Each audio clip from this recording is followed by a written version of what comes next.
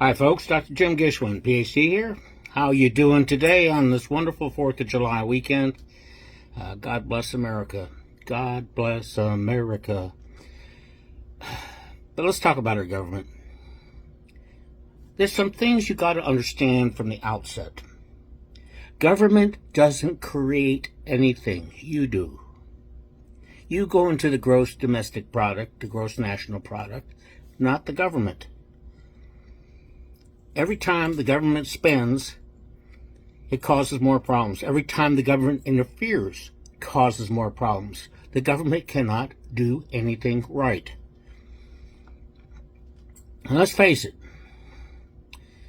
when government interferes and plays God and doesn't get its way,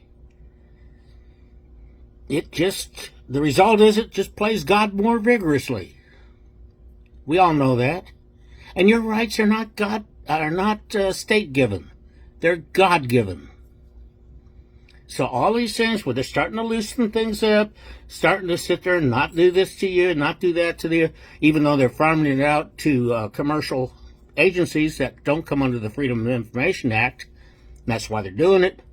They can't do it, they'll farm it out to someone else.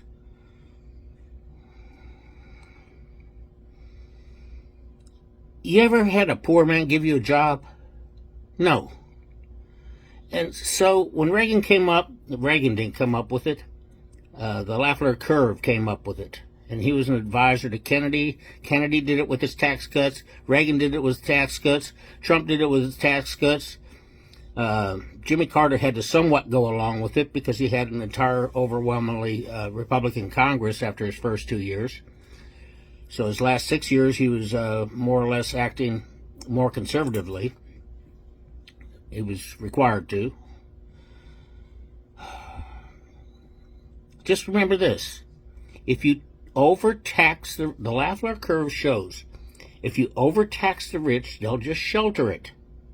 They'll find all those little loopholes. That's why these lawyers make all that big money. Okay? If they try to sit there and redistribute wealth, as the total number of people paying taxes in the highest brackets comes down, they get poorer, and the poor get richer, and everyone wants to be rich. And that's the whole purpose of the United States. It comes to a medium where no one's working and there's no production and there's no taxes. Anytime it gets redistributed, you have to take it from someone. Okay? And it causes people not to want to work, even the rich or the poor. And then you got a mess. The American dream is not to make rich people poor. The American dream is to make poor people rich. And that's why you've got the large middle class. And the large middle class, they've tried to destroy it a number of times. Because these neo-Marxists up there that call themselves progressives, and don't sit there and call them Democrats, they're progressive Marxists. Okay? There are a few of those conservative or moderate Democrats running around, but they're getting scarce. All right? There's not much in the middle anymore.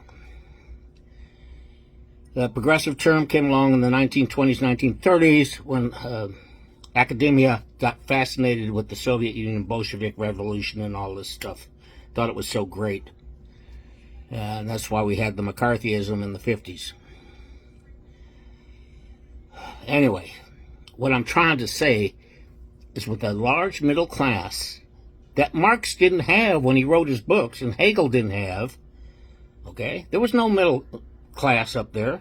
There was craftsmen and a few businessmen. That was it. Okay?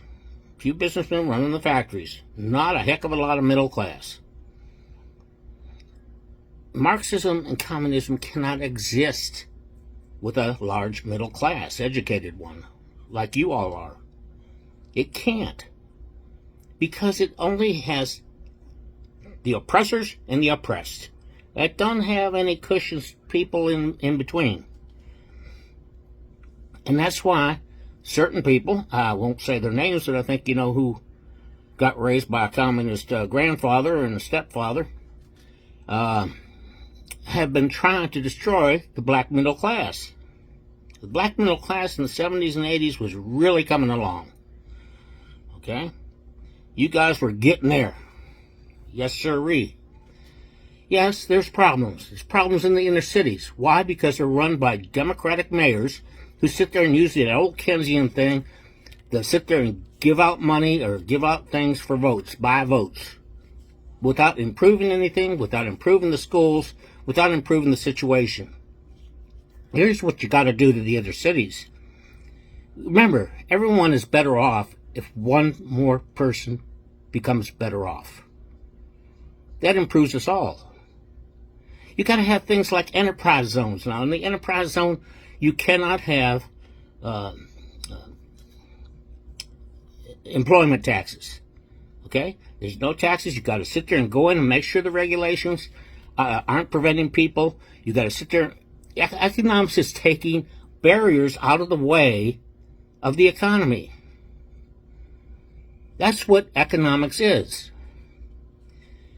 And that's what they do with these enterprise zones.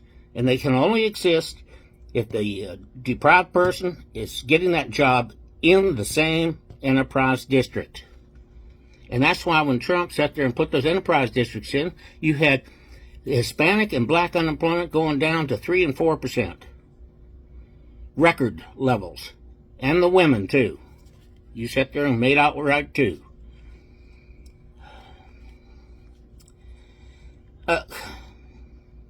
Redistribution of wealth never worked. You see that in all these failed countries. Okay? That's why we teach history. Okay? You sit there and get to the medium part, and then there's no workers, either at the top or the bottom. There's no production.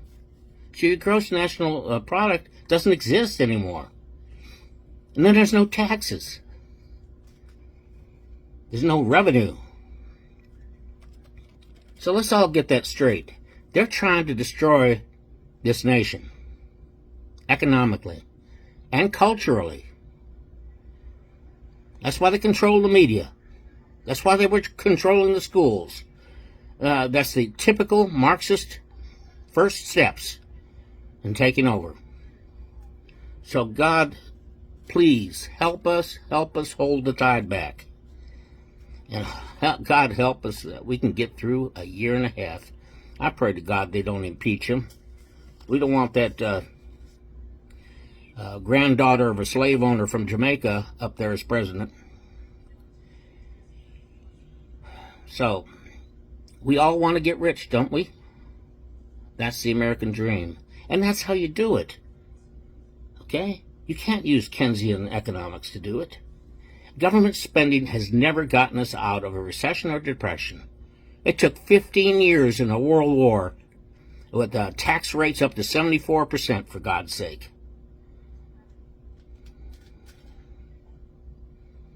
So, anyway, I'm going to leave you with that.